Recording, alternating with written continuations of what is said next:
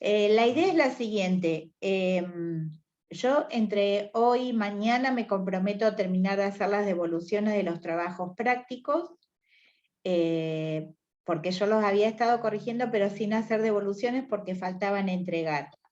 El jueves nos vamos a encontrar a las 5:30 para que ustedes me pregunten todas las dudas que tengan. Hacemos un repaso, me preguntan aquello que no entendieron o aquello del trabajo que yo les corregí. Las correcciones realmente las hago con una devolución como para que ustedes revisen lo que no está bien o lo que falta completar o resaltando lo que está bien. Así que el jueves nos encontraríamos a las 5:30 para repasar para el trabajo práctico que van a tener el día martes. Valentina, ¿escuchas bien que ingresaste recién?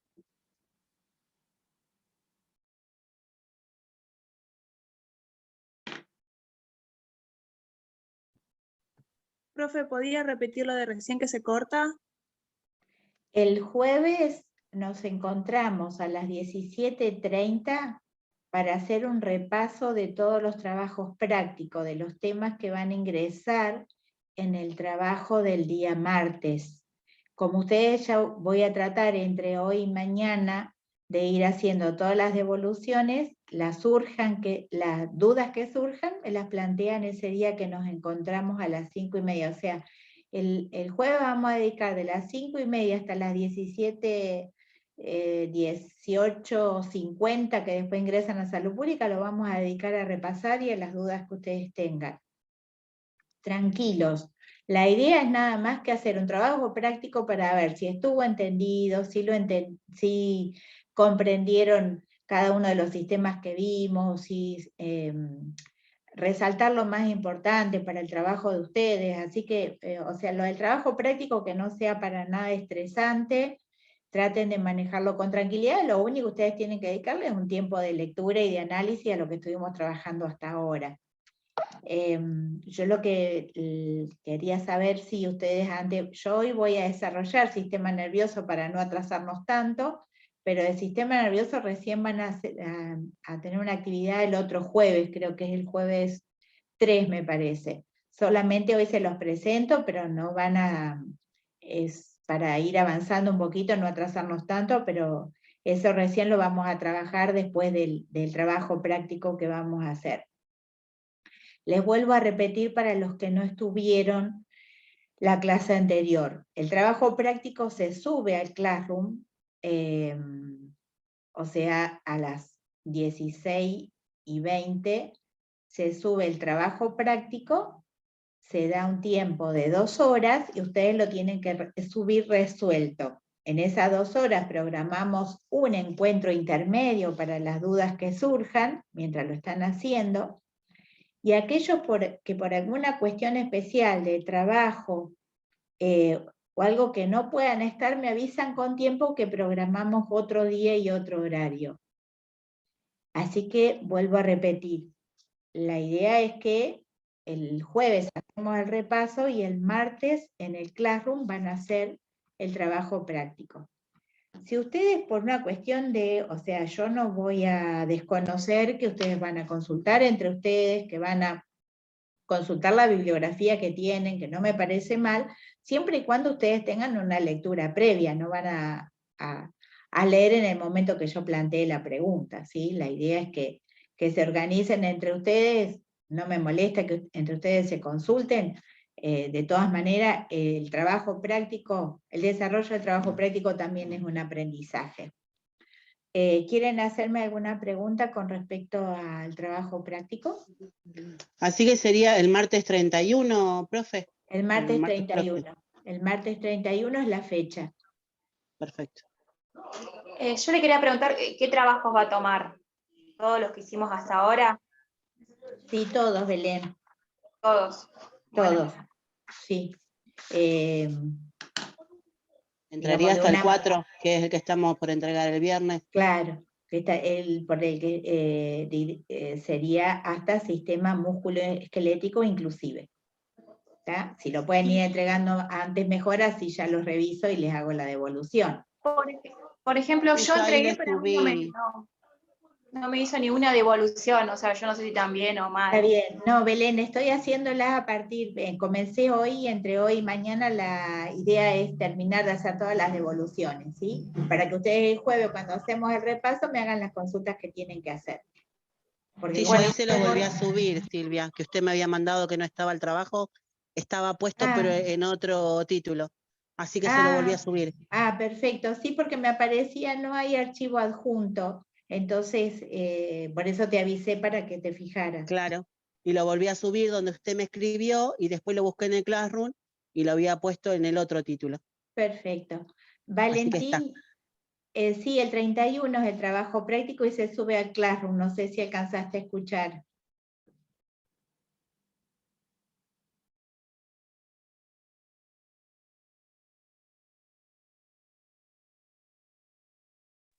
Profe, ¿y cómo va a ser? ¿Lo tenemos que comentar entre todos después a las respuestas? O... No, ustedes lo tienen que hacer y subirlo. Yo lo que Ah, y dije, subirlo directamente. Ah, bien. sí, yo dije que probablemente ustedes van a hacer una consulta entre ustedes y están acostumbrados a trabajar en grupo. A mí no me molesta, porque de todas maneras es también un aprendizaje. Lo que no pueden hacer es, si no leyeron nada, no va a salir la respuesta ni la relación ni el análisis en ese momento, pues tiene que haber una lectura previa, que después se profundiza según la consigna, lo que hablen entre ustedes o que consulten la bibliografía.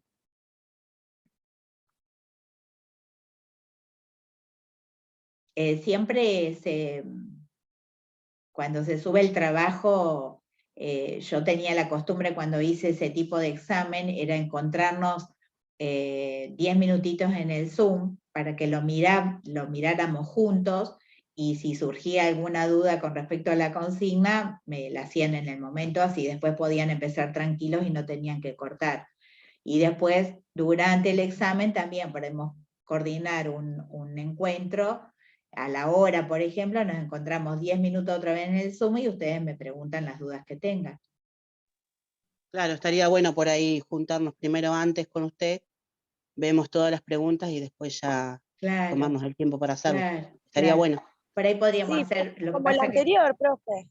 Claro, la idea es más o menos trabajarlo así, no va a ser muy largo. Traten de todo lo posible de mandármelo, digamos, impreso, no me lo manden a veces en las carpetas. Lo que me pasó en uno de los trabajos, que las carpetas no estaban bien fotografiadas, no estaba fotografiada en forma completa una hoja, entonces yo no podía leer bien la respuesta. Por eso, si ustedes lo pueden hacer en la compu, mejor. Para mí me facilita mucho la corrección. Silvia, el del martes decís que te lo hagamos en la compu. Sí, que lo hagan en la compu, porque Horas y ya te digo, media. es medio Voy a precisar difícil. 3 horas y media. Es medio difícil. A ver cómo No, lo lo vamos a ponemos. intentar, lo vamos a intentar. Claro, bueno, tratemos. Cualquier cosa, si hay que extender un poquito más el tiempo, después lo vemos. Si vemos que no terminan, bueno, tampoco voy a ser tan estricta de que a las 18 o 20 tiene que estar terminado. O sea, eso por ahí vamos viendo cuando nos encontramos ese ratito en el Zoom, para ver cómo les va. Me dicen, yo ya sí veo que la mayoría le está faltando un poquito de tiempo, no tengo problema de extender el tiempo un poquito más.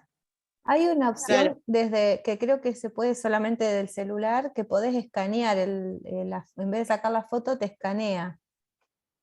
Claro, bueno, pero ahí aparentemente uno de los trabajos decía archivo escaneado, por lo tanto que me confié que iba a estar bien, y cuando lo quiero abrir lo escaneó, pero se ve que yo no sé si la hoja sería así como un cuaderno cuando se abre, que viste que queda, entonces no lo puedo leer completo. Yo a la alumna ya le hice la devolución, pero aparentemente se ve que cuando se escanea tenés que garantizarte a lo mejor que la hoja esté bien plana. Claro. Supongo que ha sido eso. Claro. Si no, otra opción que también es buena, yo porque ya cursé vía virtual varias veces, en los exámenes nos mandaban por mail, entonces descargarlo directamente a la compu por el mail era más fácil para poder editarlo. que por ahí Claro, pero subirlo lo en que el pasa Classroom. que yo ahí tendría que hacer un grupo con todos los alumnos para mandarlo por mail.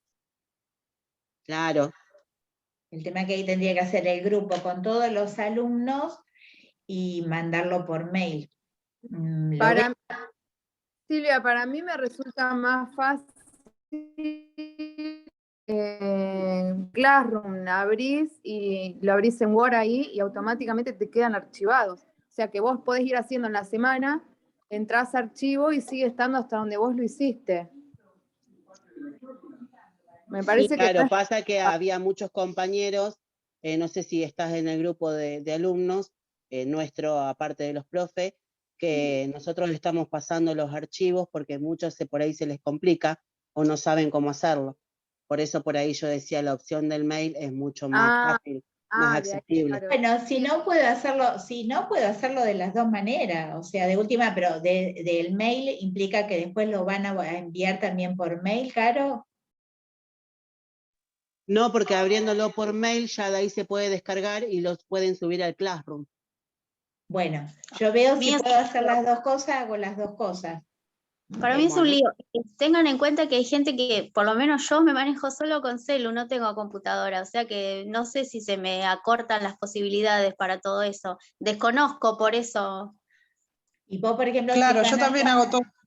Yo por Classroom me manejo re bien con el celular, o sea, hago como dijo la compañera, después voy a Word y subo el archivo directamente. Ahí yo no tengo problema. Pero ya con el mail y todo eso que están hablando ya me perdí, ya me estresé. No, la idea es no generar estrés. Por eso te digo, tranquilícense, porque yo voy a hacerlo de las dos maneras, sabiendo que hay quienes se les facilita más de una manera o de otra. Ustedes entiendan también que esta instancia de examen, la modalidad que vamos a tener también es una prueba para ustedes. Entonces vamos a tratar de ver qué es lo que nos es más efectivo, cómo lo podemos abordar, y después analizamos, bueno, me sirvió esto, me sirvió lo otro.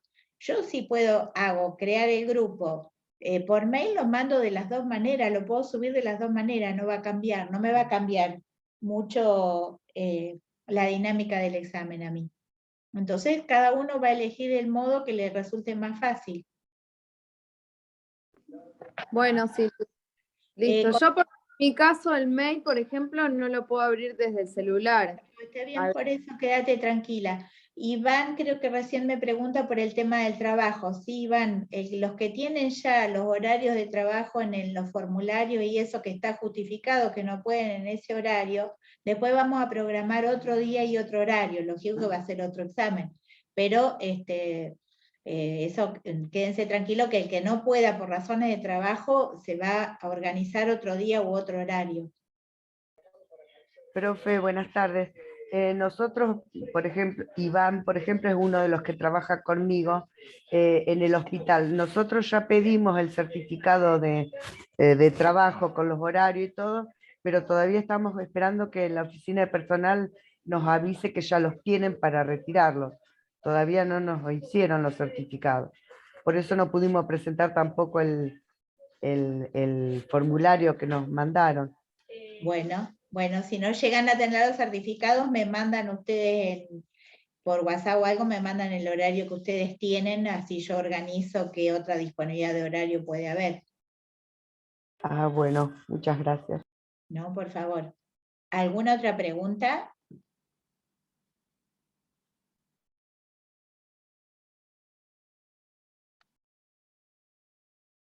Bueno, por ahí van a surgir alguna duda. Lo que podríamos hacer, estoy pensando, lo que pasa que no sé si nos van a dar más tiempo, estoy pensando que por ahí el jueves podríamos hacer un pequeño ensayo como para ver cómo nos va. Si hiciéramos tiempo podríamos hacer probar y a ver cómo nos va. Con una preguntita sola y eso, volver a cargarlo y ver si pudimos hacerlo, tanto yo de mi parte presentarles el examen como ustedes resolverlo. Ludmila, te escucho. Profe, una pregunta. El 31 es el parcial, ¿no? Sí. Sí. ¿Va a tomar todo lo que vimos hasta ahora? Sí. Ah, bueno, yo le iba a preguntar si no me podía corregir lo mío, porque es la primera vez que estudio en algo de salud, porque terminé la secundaria el año pasado, y para estudiar para ver si estaban bien las cosas. No, sí, les dije eso, les había dicho cuando empecé, que estaba entre hoy y mañana, termino de hacer la devolución de los trabajos prácticos para que ustedes vean si entendieron bien cada uno de los temas o las dudas que tengan. Ah, listo, profe, esa era mi duda que tenía yo. Sí, no, en eso tranquila que sí.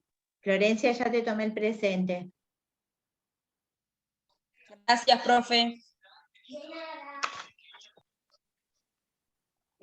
Los que ingresaron recién, después cualquier cosa van a ver la grabación, Florencia, que les comenté cómo nos vamos a organizar esta semana, el jueves para hacer un repaso a las 17:30 y el martes para el examen. Después miren en la grabación porque a partir de eso que comentamos lo del examen y demás, ya se estaba grabando. Profesora, ¿sí? los que empezamos tarde a cursar, ¿cuándo nos tomaría el parcial? No, los que empezaron más tarde a cursar, les voy a tomar, creo que la otra semana, para no dejar pasar más, porque después se les va a juntar, creo que tienen un parcial de salud pública, me parece, en junio. Así que probablemente ese parcial lo dejaríamos para los que no, hace poquito que empezaron a cursar, lo dejaríamos para la otra semana. Pero igual traten de ir llevando todas las clases al día. Sí. Bueno, los demás sí, todos los que habían ingresado antes ya los había registrado, y los que fueron ingresando los registré.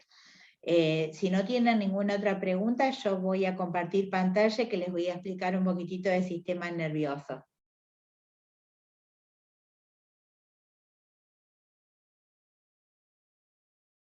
El sistema nervioso es un sistema que más que nada uno por ahí se entusiasma como para profundizar un montón de temas que tienen que ver con el sistema nervioso y con el trabajo de farmacia. Así que bueno, por ahí vamos a tratar de no extendernos demasiado para que no, pero justamente se plantean un montón de dudas con respecto a lo que son patologías mentales, patologías neurológicas, etc.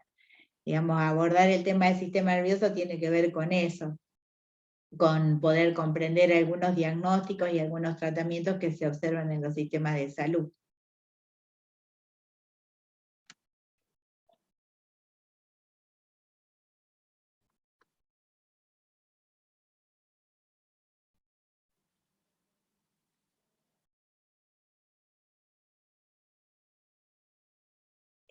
También cuando empiezan a ver la diapositiva. Ya sé.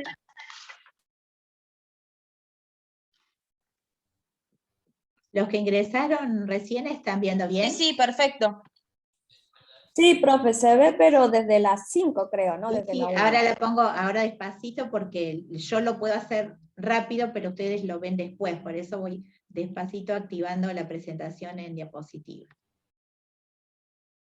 Cuando es compartir pantalla siempre es más lerdo.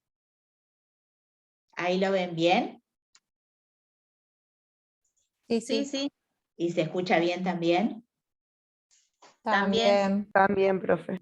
Bueno, acá les planteé una pregunta que tenía que ver con la situación de ustedes como alumnos para hacer una introducción al sistema nervioso. Vieron ustedes que así, a mí me gusta siempre hacer la introducción planteando alguna cuestión real en los centros de salud o preguntas que uno se hace con respecto a los diferentes sistemas.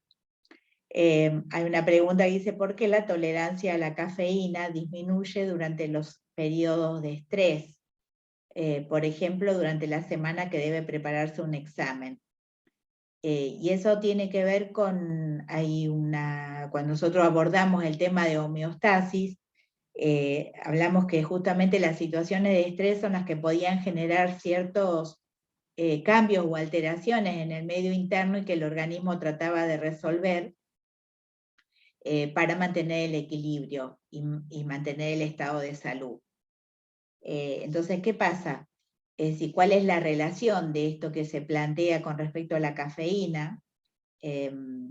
que tiene que ver con el sistema nervioso, o sea, hay una explicación biológica donde habla que justamente cuando hay estrés hay una activación desmedida de la división simpática del sistema nervioso autónomo. O sea, acá me está mencionando un componente del sistema nervioso que se sobreactiva justamente en situaciones de estrés, pensando que las situaciones de estrés se asocian con muchas patologías de las que se observan hace mucho tiempo. Si surge alguna pregunta, cualquier cosa ustedes la anotan y cuando terminamos la exposición me preguntan. Ahora cuando cambié de diapositiva, ¿la ven? Sí. Bien. En la atención en centros de salud, los aspectos que se observan en relación con el sistema nervioso es un aumento de patologías mentales, un alto consumo de psicofármacos, se observa polimedicación, se observan efectos adversos de los tratamientos farmacológicos, adicciones, se observan divergencias en los diagnósticos de salud mental, hay una falta de atención integral del paciente, o sea, cuando hablo de falta de atención integral, una de las cuestiones que hablábamos cuando empezamos con biología era que a veces esto de la especificidad de las atenciones médicas o de los profesionales médicos hace que se pierda la mirada integral del paciente. Entonces, por ejemplo, un paciente que está transitando un trastorno mental, se enfocan directamente en ese trastorno mental y no hay una integración del paciente con su sistema biológico, por ejemplo.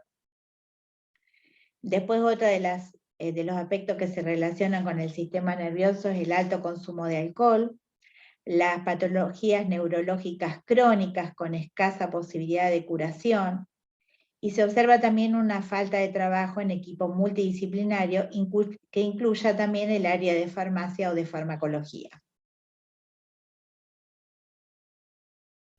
¿Cuáles son las preguntas más frecuentes? A veces uno cuando se plantean estas cuestiones que tienen que ver con la salud mental de las personas, a veces cuando uno plantea un tema en particular, surgen problemáticas a nivel individual, a nivel familiar, que están, que los está preocupando a muchísima gente y que a veces no encuentran salida, digamos, a veces no encuentran el hecho de asistir a un centro de salud, no les garantiza a veces encontrar el diagnóstico correspondiente, el tratamiento correspondiente.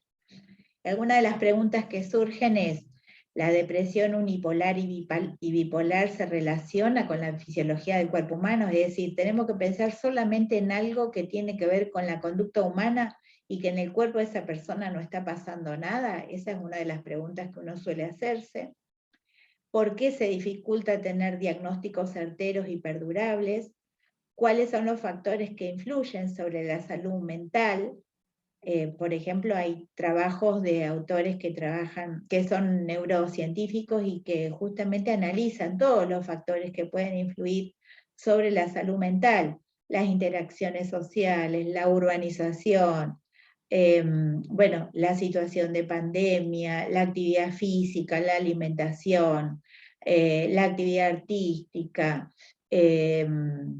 la música, bueno, o sea, hay muchísimos trabajos donde se analiza la influencia de distintos factores sobre la salud mental. Entonces, otra pregunta, si los hábitos pueden ser un factor de riesgo, digamos, si a veces la alimentación digamos, el consumo de bebidas alcohólicas o el tabaquismo o la automedicación pueden ser factores de riesgo. Después, ¿por qué a veces los tratamientos farmacológicos son tan extensos? O sea, lo que vemos muchas veces que el paciente lo conocemos, ya forma parte del equipo de farmacia, lo vemos tantas veces y todos los meses que ya cuando no viene lo extrañamos. Eso muchas veces los que trabajan en farmacia habrán notado esa cuestión, más que nada cuando hay tratamiento de paciente ambulatorio. Y también la observación de tratamientos polifarmacológicos, digamos, el paciente viene con con un arsenal de tratamientos indicados y que en algunos casos, por ejemplo, el médico clínico está indicando un ansiolítico o 2 ansiolíticos más un antidepresivo, más un moderador de la conducta, y en algunos casos ese tratamiento polifarmacológico abordado de otra manera, por ahí podría generar un cambio en la propuesta de tratamiento. O porque también inclusive, y además también porque a veces no pensar que la única posibilidad es el tratamiento farmacológico, casi siempre, o siempre, los trastornos mentales y los trastornos neurológicos deberían acompañarse de tratamientos alternativos. Hay tratamientos psicoterapéuticos que contribuyen en un alto porcentaje a la mejora de un diagnóstico de salud mental. Después, ¿por qué los psicofármacos presentan un alto riesgo de efectos adversos? Eso justamente tiene que ver porque los psicofármacos actúan sobre la fisiología del sistema nervioso. Ahí está, me trabé en la palabra, pero es justamente eso. Los psicofármacos actúan en la fisiología del sistema nervioso, pero el sistema nervioso está involucrado en otras funciones del organismo, por eso hay riesgo de efectos adversos. Inclusive, cuando se indican los tratamientos, se evalúa riesgo-beneficio, o sea, cuánto bien le puede hacer al paciente y cuánto riesgo tiene que se revierta un síntoma relacionado con la salud mental. Si es posible prevenir trastornos mentales, una pregunta que se hace justamente de salud pública, observando que hay tantos pacientes, hay tanto aumento en los trastornos mentales y con un costo social, un costo económico, un costo cultural muy alto, que además los sistemas de salud público no alcanzan a atender porque no hay suficientes elementos para hacer los diagnósticos, no hay suficientes recursos humanos, o sea, profesionales para abordar los trastornos mentales. Entonces la pregunta es, ¿cuáles de aquellas patologías pueden dar pequeños indicios o síntomas que permitan intervenir a tiempo? Después, otra de las preguntas es cómo modificar la conducta de los pacientes respecto al consumo de psicofármacos, y ahí tenemos que pensar también que a veces las patologías del sistema nervioso pueden estar relacionadas a otras patologías o a medicamentos, o sea, a veces para algunos tratamientos, por otras patologías orgánicas, se utilizan medicamentos que pueden producir algún trastorno mental. Por ejemplo, ha habido casos, inclusive hay estudios de investigación al respecto, en los cuales a un grupo de pacientes se los diagnosticó con depresión, con trastorno de ansiedad generalizada, bueno, además sufrían de insomnio, bueno, se observaron varios síntomas relacionados con la salud mental y se los empezó a medicar, se los polimedicó en algunos casos. Y después de mucho tiempo, de meses de tratamiento, se observaba que los tratamientos farmacológicos no eran efectivos. Cuando se decidió hacer un estudio clínico de esos pacientes, los pacientes estaban sufriendo de hipotiroidismo, o sea, esos síntomas estaban relacionados a un estado, a una patología, una disfunción de justamente la glándula tiroides.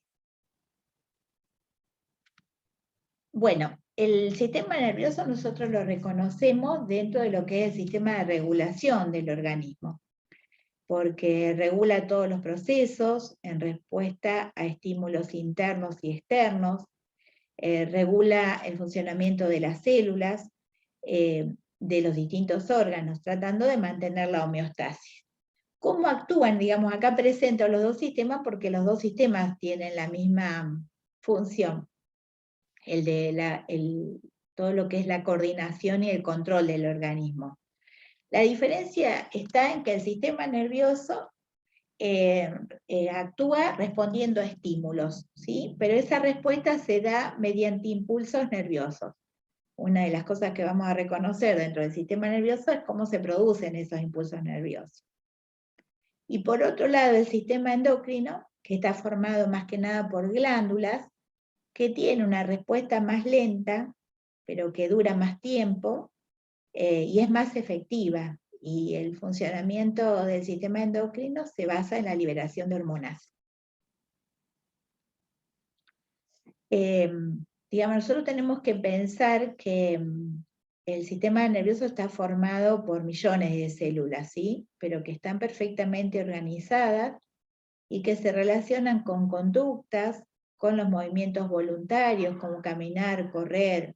Nos permite planificar, nos permite razonar, calcular, pensar, aprender.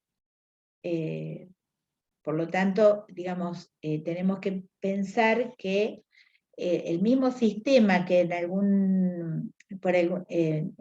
participa en el movimiento que hacemos o en un pensamiento que tenemos, ese mismo sistema también es capaz de regular los movimientos de contracción y relajación a nivel cardíaco.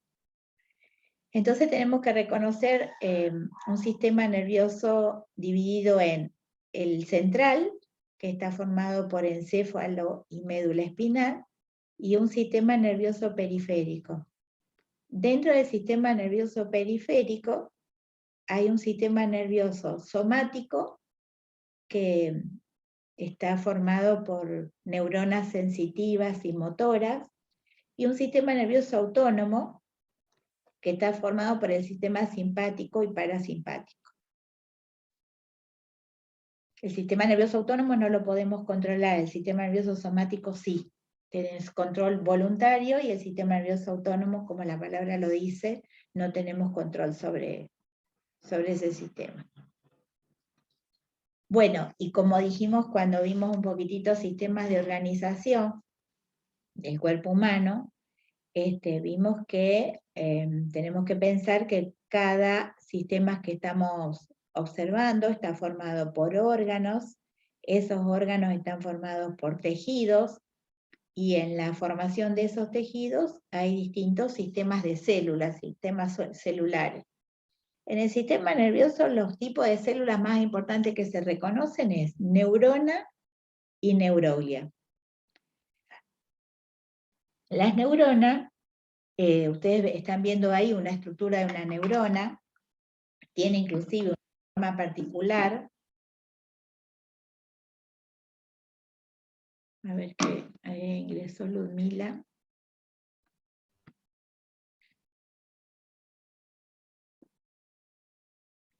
Cuando vimos procesos vitales, vimos diferenciación celular y dijimos que cada célula tiene una forma particular para la función que tiene que cumplir. Y justamente la neurona, que se tiene que encargar de transmitir el impulso nervioso, tiene una estructura formada por un cuerpo celular que tiene unas prolongaciones llamadas dendritas que le permite la conexión con otra neurona, tiene un axón, que es una extensión del cuerpo celular de la neurona, y tiene unas dendritas terminales, ¿sí? Esas dendritas terminales serían las que se conectan con las dendritas de otra neurona. A su vez, tienen también mielina. La mielina está relacionada con la velocidad de transmisión del impulso nervioso. Esa mielina es la que suele estar falta en los pacientes que sufren de esclerosis múltiple. Por lo tanto, la mielina tiene que ver con la velocidad de transmisión nerviosa, y si falta la mielina se produce la incapacidad de movimiento. Por eso la esclerosis múltiple se caracteriza por un acrecentamiento de la parálisis de distintas partes del cuerpo. En algunos casos con diferentes tiempos según los pacientes, y otros casos más severo y mucho más rápido y grave. Y las neuronas, de acuerdo a la función que tienen, diferenciamos las neuronas sensitivas, que justamente son las que están debajo de la piel, ¿sí? En la dermis nosotros habíamos nombrado que había células nerviosas, que había vasos sanguíneos, y bueno, justamente esas neuronas que llegan hasta la dermis actuarían como receptores de los distintos estímulos exteriores. Esos, no solamente voy a encontrar neuronas sensitivas a nivel de la piel, debajo de la piel, sino en los distintos órganos. Esas neuronas sensitivas son las que van a transmitir el impulso al encéfalo y a la médula espinal, o sea, desde los distintos órganos, desde la piel, al encéfalo y la médula espinal. Las neuronas motoras son las que van a transmitir desde el encéfalo y médula espinal, o sea, el sistema nervioso central, a los órganos que van a efectuar el movimiento o la dilatación o, digamos, la respuesta que pueda llegar a ser un órgano efector. Generalmente pueden ser músculos o glándulas. Y las neuronas de asociación, que son las que están entre las neuronas sensitivas y motoras.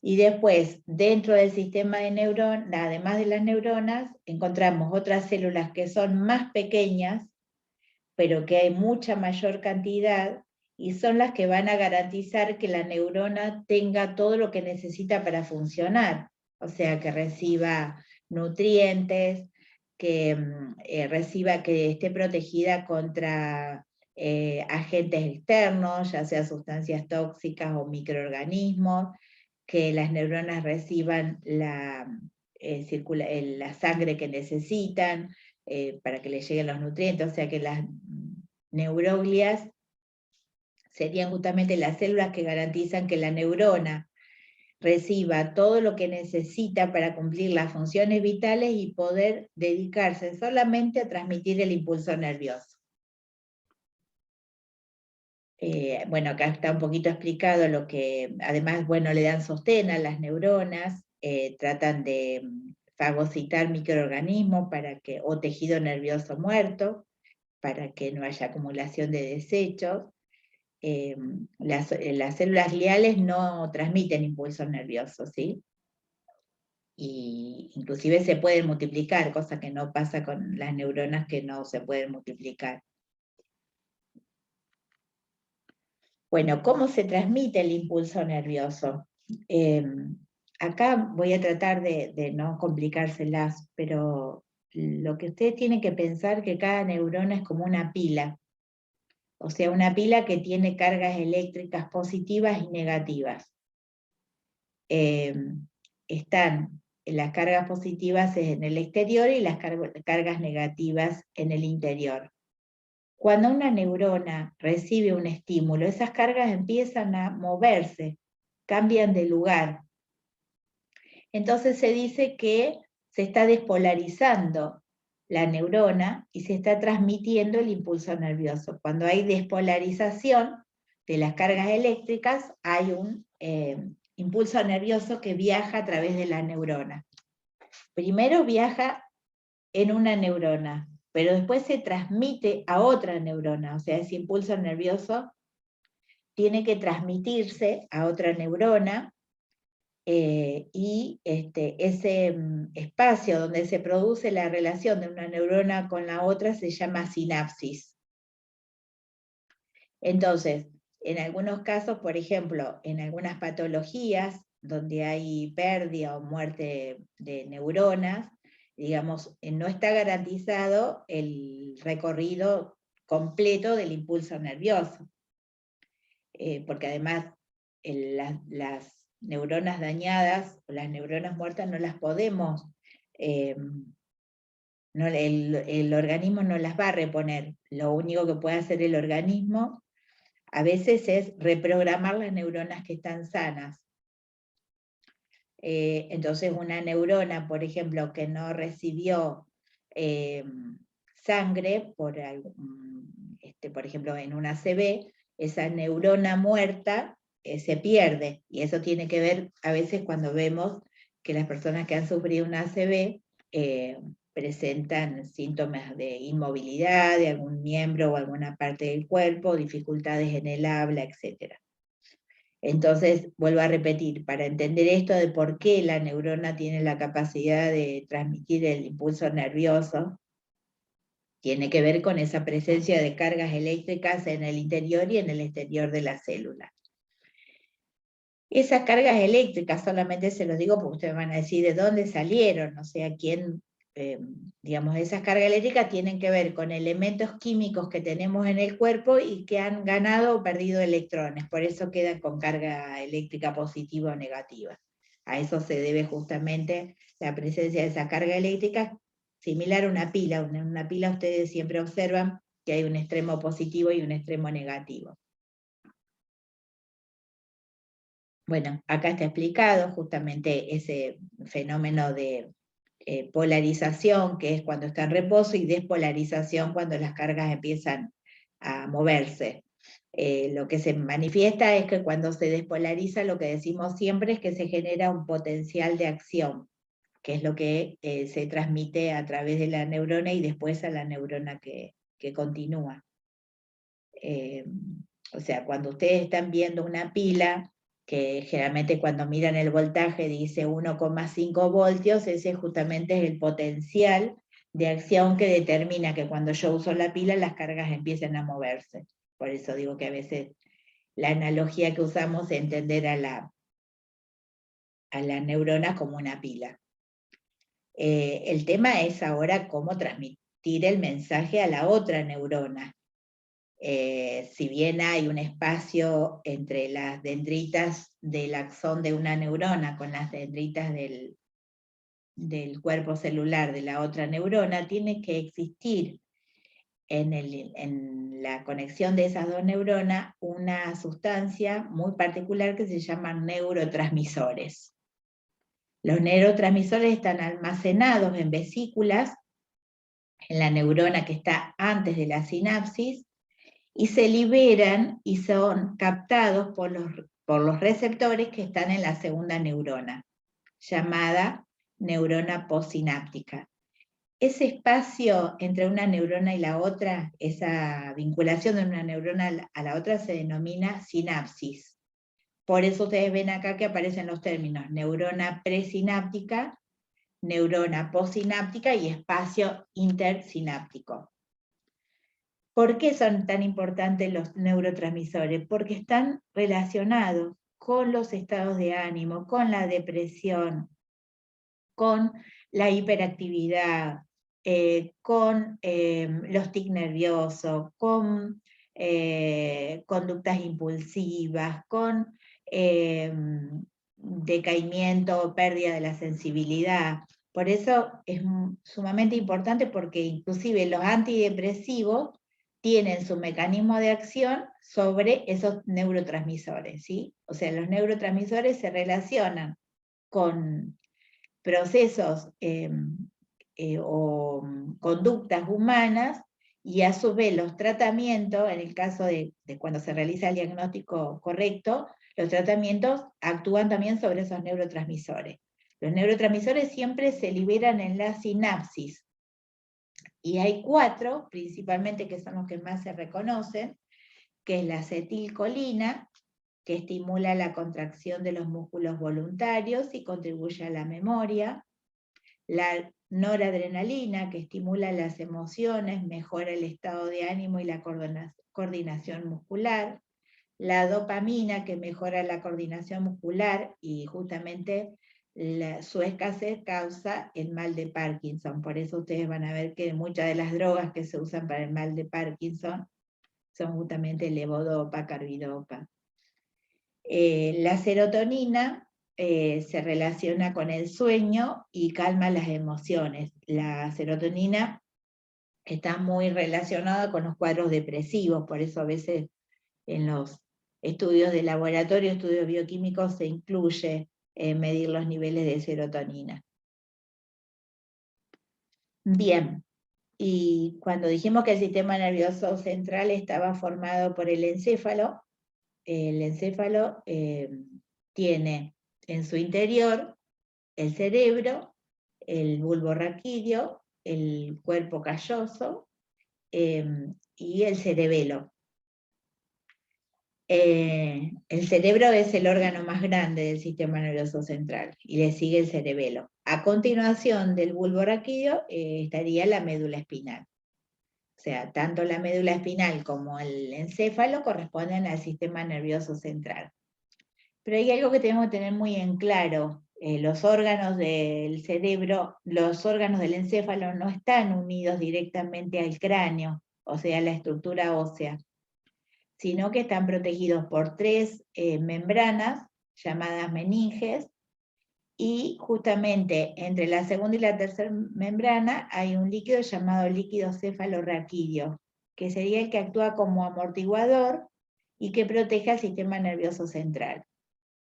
Además, ese líquido cefalorraquídeo también está relacionado con el intercambio de nutrientes y la eliminación de desechos del tejido nervioso hacia la sangre.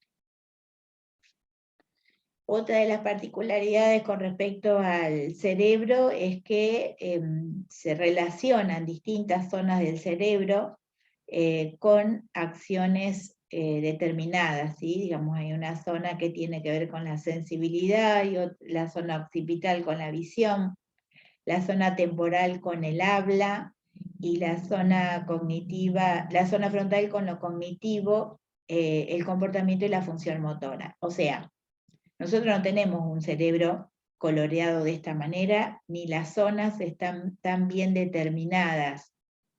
O sea, hay como una superposición de las diferentes zonas en las conductas, en la función motora, o sea, no es que participa solamente esa región llamada región frontal. Hay como una interferencia un poco en la función de cada una de las zonas con respecto a cada una de las acciones o propiedades que tenemos con respecto a lo que es el uso de los órganos de los sentidos, en la percepción, en el habla, en el razonamiento, en la escucha, en procesar la información, que tiene que ver con lo cognitivo, etc. Bueno, el cerebro es el cuerpo, les había dicho que era el más grande del sistema nervioso central, pesa 1,2 kg. Según dicen, el de Einstein pesaba más, fue la única diferencia que le encontraron, porque el cerebro de Einstein viajó por todos lados, inclusive creo que me parece que hasta lo cortaron para poder analizar por qué tenía tan desarrollada la inteligencia, pero no encontraron nada anormal, por lo menos los últimos estudios decían que solamente era un poquito más grande nada más. Bueno, el cerebro ocupa toda la cavidad craneana, tiene 2 capas, llamada corteza cerebral, y justamente en la corteza cerebral es donde está la capacidad motora, controlar los movimientos voluntarios, la capacidad sensorial, que de acuerdo a el estímulo que se recibió en los órganos de los sentidos y que viajó hasta el cerebro. Y la asociación, que marca los centros de memoria, pensamiento y aprendizaje, y que estaría conectando tanto la parte sensitiva como la parte motora. La particularidad del cerebro es que presenta fisuras, presenta surcos, está formado principalmente por sustancia blanca, y que se observa como invaginaciones hacia el interior, justamente que se observan como fisuras. El cerebro se divide a través del cuerpo calloso, divide el cerebro en hemisferio derecho y hemisferio izquierdo. Después hay un órgano que es un poquito más chico que el cerebro, pero que tiene una función muy importante, ¿sí?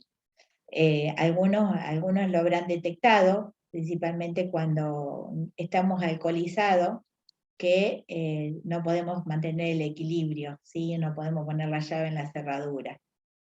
Justamente eso tiene que ver porque el cerebelo tiene que ver con la coordinación de los movimientos musculares y el equilibrio, el que ayuda a mantener tanto la postura como el tono muscular.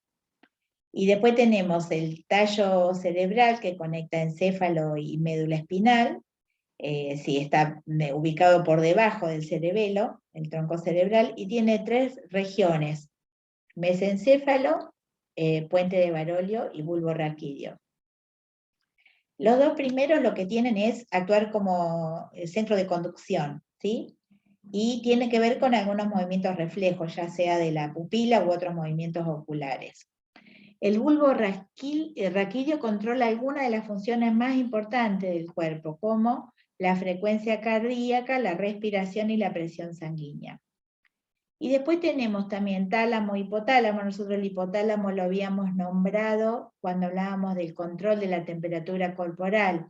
Ese control de la temperatura corporal justamente está regulada por el hipotálamo, que también regula el apetito, el metabolismo de las grasas y algunas emociones como el enojo.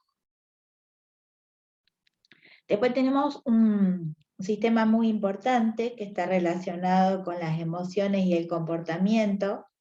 Generalmente cuando se habla de las patologías mentales se habla mucho de la amígdala, que forma parte de ese sistema límbico. O sea, está formado por hipocampo y amígdala, y están involucradas en la formación de la memoria a largo plazo y se asocian muy de cerca con las estructuras olfativas.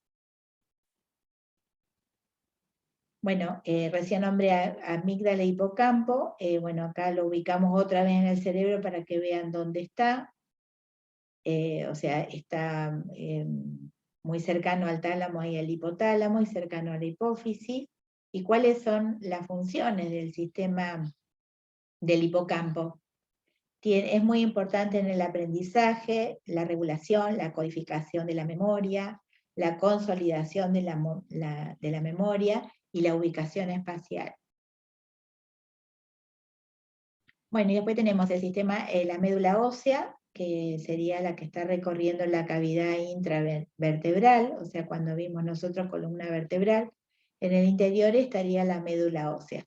Puede llegar a tener aproximadamente 42, 45 centímetros en el adulto, llega a nivel de la segunda vértebra lumbar, y también tiene las mismas características que el encéfalo, o sea, no es que esté la médula ósea tocando los, digamos, los surcos de las vértebras, sino que también hay meninges y hay líquido cefalorraquídeo, hay algo de tejido adiposo y vasos sanguíneos. Si alguna de ustedes alguna vez recibió lo que es la anestesia peridural, justamente la anestesia peridural es a nivel de médula espinal. Tiene 2 funciones: es transmitir las señales hacia el cerebro, o sea, que las señales puedan llegar a la parte, al cerebro, ¿sí? Y también enviar la respuesta, o sea, el cerebro organiza la respuesta frente a los diferentes estímulos, pero tiene que viajar al órgano efector para que se responda. Entonces, la médula espinal justamente tiene esa función, de transmitir las señales hacia el cerebro y desde el cerebro. La médula espinal tiene una raíz dorsal y una raíz ventral, y está formado, si ustedes ven en ese corte transversal, se ve materia blanca y materia gris. O sea, la materia blanca está dada por las neuronas mielinizadas. Es la mielina lo que le da el color blanco. La materia gris son partes de las neuronas que no tienen mielina. Y otra cosa es que también la médula espinal tiene la capacidad de actuar en los movimientos reflejos, lo que hacemos instantáneamente cuando tocamos algo caliente y separamos el mensaje, no llega hasta el cerebro para responder. Es la médula espinal la que recibe el mensaje y transmite coordina que vos retires la mano, y que es un movimiento involuntario, pero que está regulado por la médula espinal y no llega el mensaje al cerebro. O sea, se responde antes de que viaje hasta el cerebro. Bueno, y después lo que es la médula, tenemos que conocer el sistema nervioso periférico. Reconoce 12 pares de nervios craneales y 31 pares de nervios espinales. Vuelvo a repetir, son 12 pares de nervios craneales y 31 pares de nervios espinales. O sea, los nervios craneales están en el cráneo y salen hacia todos los órganos de los sentidos, ¿sí? Hacia el órgano de la visión, el órgano del olfato, el órgano de la audición.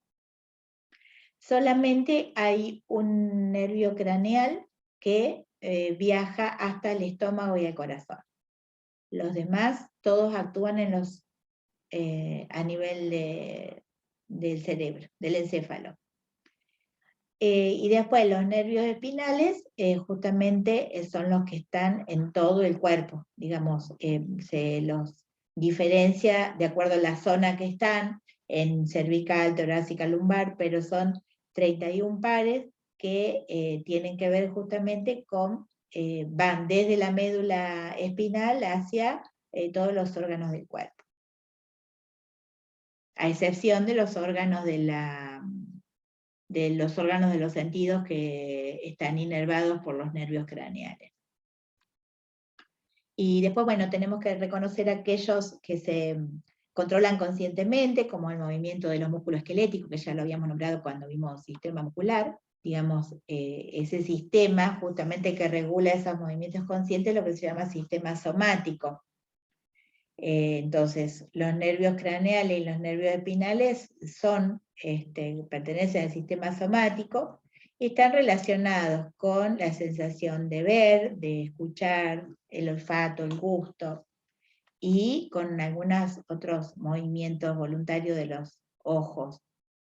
Los nervios espinales que llegan a los músculos esqueléticos generan todas las respuestas de movimiento que puede haber en cualquier parte del cuerpo.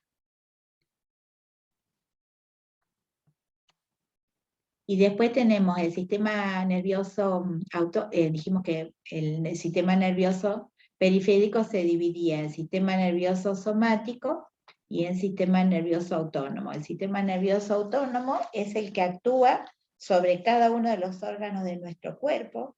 No hay voluntad, es inconsciente, y se divide en simpático y parasimpático.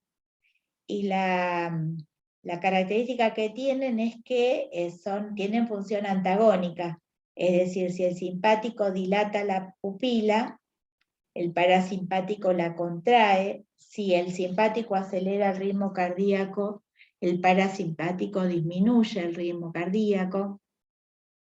Si el simpático disminuye la actividad digestiva, el parasimpático estimula esa actividad digestiva, por eso hablamos de que tienen función antagónica y que es involuntaria.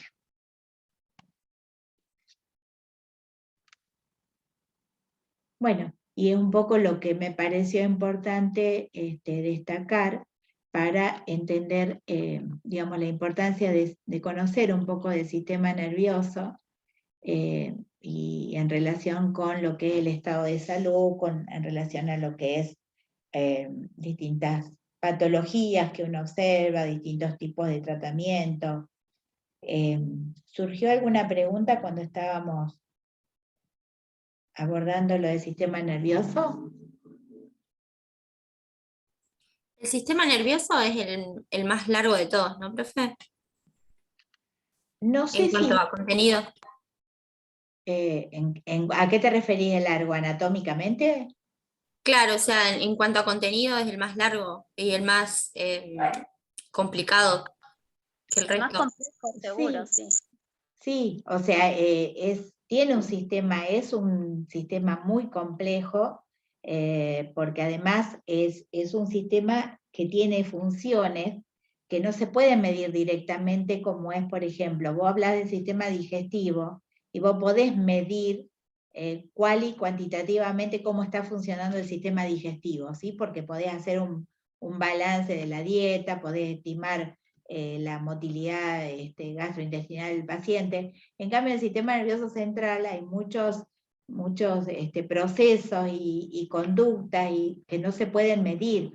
Por eso a veces se dificulta cuando decíamos esta pregunta, ¿por qué es tan difícil realizar un diagnóstico del sistema que tenga que ver con la salud mental o con un trastorno neurológico? Un trastorno neurológico se puede medir más directamente. Existen sistemas de diagnóstico que pueden detectar problemas neurológicos. Igual se ha avanzado muchísimo en estudios del sistema nervioso, inclusive hay observaciones, o sea, lo que uno ve que en los distintos diagnósticos, para poder determinar qué pasa con los individuos que presentan ciertas patologías mentales, se los somete a ciertas situaciones a través de imágenes, a través de sonidos, a través de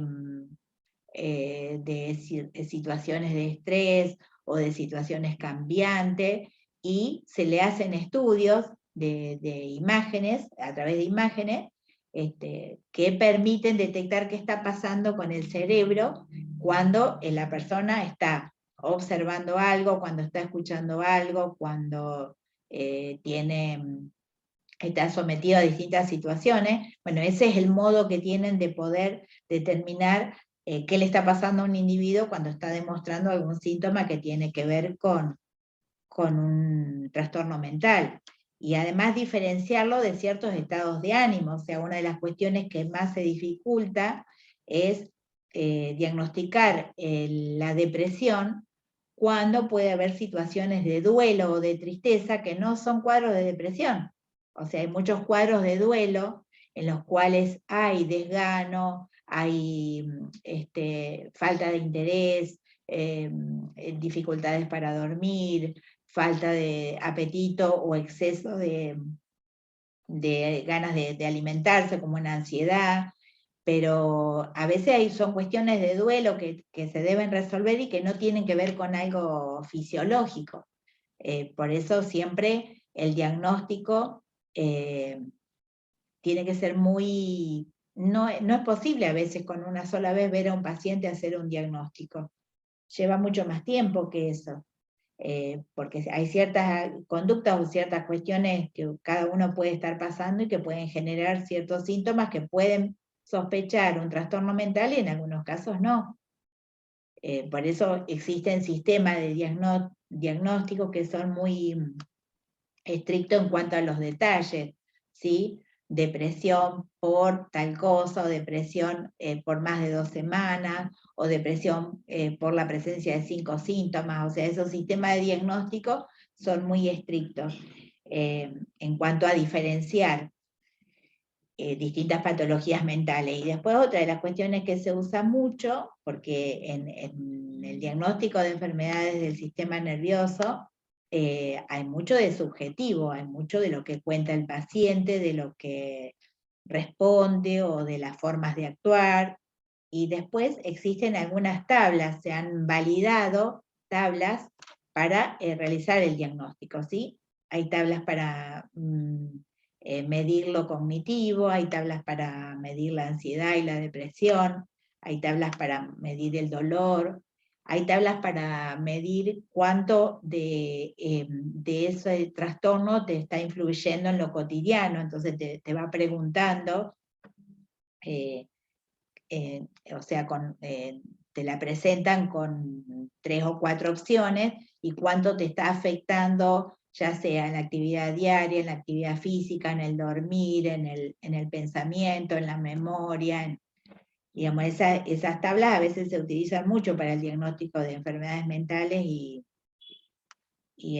bueno, sirven, es una herramienta más que sirve para hacer los diagnósticos. Lo que pasa es que los diagnósticos de salud mental no son acabados, no es que una vez que una persona se le diagnosticó depresión y se le dio un tratamiento, la persona no necesita ser atendida. La persona hay que seguir atendiéndola, hay que seguir haciendo un seguimiento, porque ese diagnóstico puede variar. A veces puede haber una depresión previa a un Alzheimer, por ejemplo. Por eso se dice siempre que hay que evaluar la respuesta de los pacientes a los tratamientos, la evolución, si aparecen otros síntomas. Bueno, lo que se marca siempre que inclusive hay ciertas patologías mentales que no se resuelven, que muchas veces no se resuelven, o sea, se tratan, se controlan, pero no están totalmente resueltas, por eso a veces se dan tratamientos de mantenimiento o controles de mantenimiento. para prevenir que haya recaídas o recidivas de alguna patología. Y le hago una pregunta, ¿las personas depresivas es como que ya es algo que van a tener de por vida? Si ya tienen tendencia, es algo que no se cura nunca más, digamos. Sí, o sea, los estudios demuestran que, digamos, estamos hablando de la con depresión crónica, ¿sí? Estamos hablando de una depresión de más de 2 años. Lo que se sostiene es lo mismo que en el caso de la bulimia y la anorexia, que en realidad la persona recupera algunos síntomas, o sea, mejora algunos síntomas, pero que hay una tendencia. Por lo tanto, la persona está continuamente en un estado de alerta, porque eso, o sea, él, por ejemplo, si hay una relación con algo personal, si hay una relación con la forma de vivir lo que cada uno le pasa, si hay una relación con el tema de la comida, es como si fuera una lucha continua, es lo que manifiestan a veces, lo mismo que el alcohólico crónico, que habla que siempre es una lucha interna por no hacerlo, por no volver a tomar, por no volver a comer, en el caso de la bulimia, no volver a comer de esa manera, quiero decir, o la tendencia de caer en el caso de una depresión. O sea, es una lucha siempre, pero bueno, ayudado con distintas terapias, con tratamientos farmacológicos, se van resolviendo esos síntomas, pero siempre hay una situación de riesgo mayor que aquel que no tiene ese diagnóstico. Por eso es lo que se plantea. Lo que pasa es que nosotros tenemos que pensar que cada uno de nosotros somos el resultado de la interacción entre lo que es biológico, entre lo que es el ambiente, lo que es el estado, la interacción social, los hábitos que tenemos. O sea, de toda esa interacción surge ciertas conductas y ciertas patologías que podemos desarrollar. O sea, por ejemplo, no se encontró el gen de la depresión, pero hay una tendencia a la depresión que puede ser genética. Si sumado a eso vos estás en un entorno, por eso cuando yo leía el tema de los trabajos, cuando hablábamos de salud mental, el estado de completo bienestar físico, psíquico y social no se utiliza más ese concepto, porque en realidad nosotros tenemos que pensar que hay que considerar al individuo en interacción con un montón de factores que están en el medio externo, o que están internamente a nivel de las familias, que están inclusive a nivel laboral. Entonces, el estado de salud se logra cuando se sostiene un equilibrio dentro de todas esas interacciones. No es solamente reconocer lo biológico y que, digamos, el medio ambiente, sino es el tema de las interacciones sociales, lo cultural, lo laboral. Entonces, como digamos, nosotros tenemos que pensar que somos el fruto de todas esas interacciones. Por lo tanto, al no poder detectar un solo factor, hace que a veces la intervención para trabajar sobre las causas es más difícil.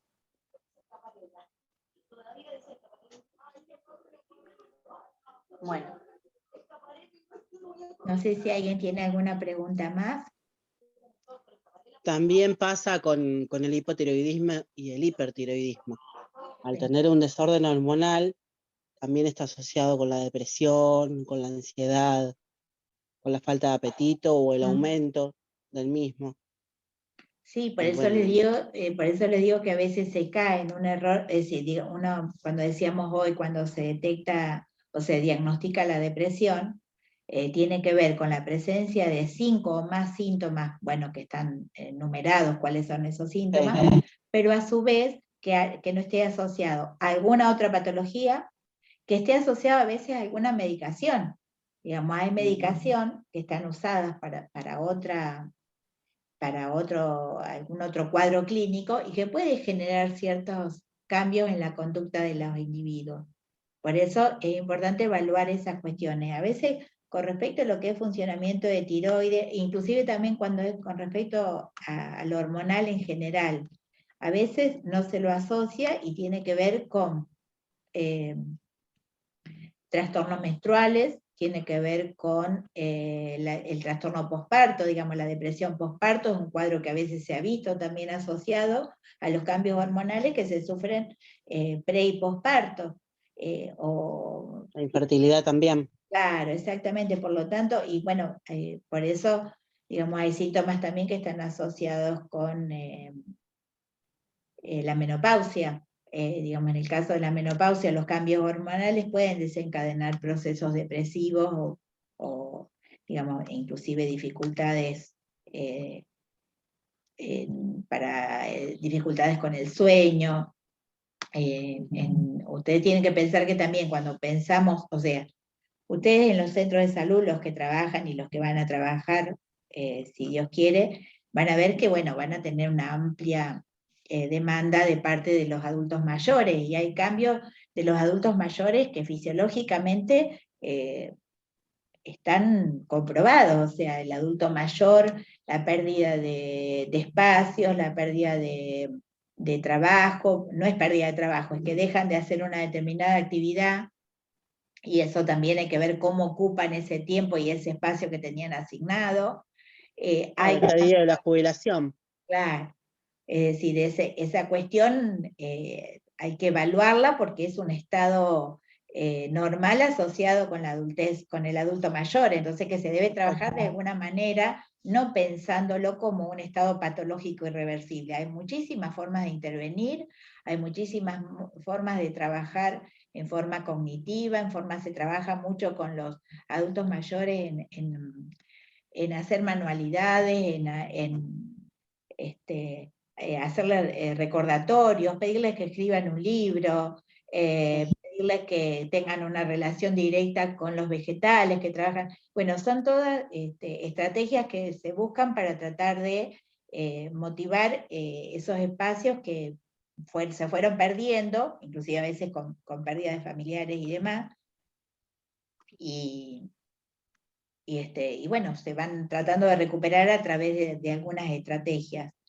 Y después, hoy recién cuando estaba mencionando eso, también una de las cosas que no incluí y que voy a incluir ahora cuando suba el material, es lo que sugieren a veces los distintos neurocientíficos para prevenir el mal de Alzheimer. Esta cuestión de que la persona continúe siempre pensando, razonando, calculando, cambiarle las cosas de lugar, ir a determinados lugares, pero por distintos caminos, digamos, siempre estar buscando estrategias para que la persona tenga que pensar, tenga que utilizar continuamente esos circuitos neuronales, y eso lo marcan como una prevención al mal de Alzheimer, por un lado. Y después, otra de las cosas que les voy a compartir también es qué pasa con el coronavirus a nivel del sistema nervioso central. O sea, ciertos trastornos mentales observados en los pacientes afectados por COVID no tuvieron que ver solamente por el miedo, por los otros trastornos que sufrieron a nivel respiratorio, circulatorio y demás, sino porque el coronavirus afecta a las neuronas. Digamos, en algunos pacientes le ha provocado deterioro o muerte neuronal, y eso afectó entonces ciertas conductas que tenían que ver con el sistema nervioso, ¿sí? O sea, hay inclusive imágenes observadas con respecto a pacientes que fallecieron por COVID, y se detectó justamente cuál era el mecanismo de acción del del coronavirus sobre esas células, sobre las neuronas. Y después, otra de las cuestiones que también sugieren quienes trabajan en la parte de neurología es cómo lograr, dijimos hoy, las neuronas que se pierden no se pueden recuperar, pero estuvieron trabajando o están trabajando en generar estrategias para que las neuronas que quedan se reprogramen, ¿sí? Entonces, por ejemplo, yo no sé si esto lo conté con ustedes, porque bueno, a veces por ahí dando clases no me acuerdo a quién se lo comenté. Los pacientes de ACV que reciben, que quedan con la inmovilidad de un miembro, lo que hacen es determinada cantidad de tiempo por día, es inactivarle el otro miembro. O sea, le inmovilizan el otro miembro y de alguna manera el sistema nervioso trata de reprogramarse o de lograr, tratar de buscar el movimiento, ¿sí? Lógico que es un trabajo que lleva mucho tiempo, pero que parece que ha dado resultado. Es decir, entonces, ¿qué quiere decir eso? No es que la persona aprende a mover algo que no sabía mover, sino que las neuronas se reprogramaron y algunas de las neuronas muertas son reemplazadas por otras que había cumpliendo otra función.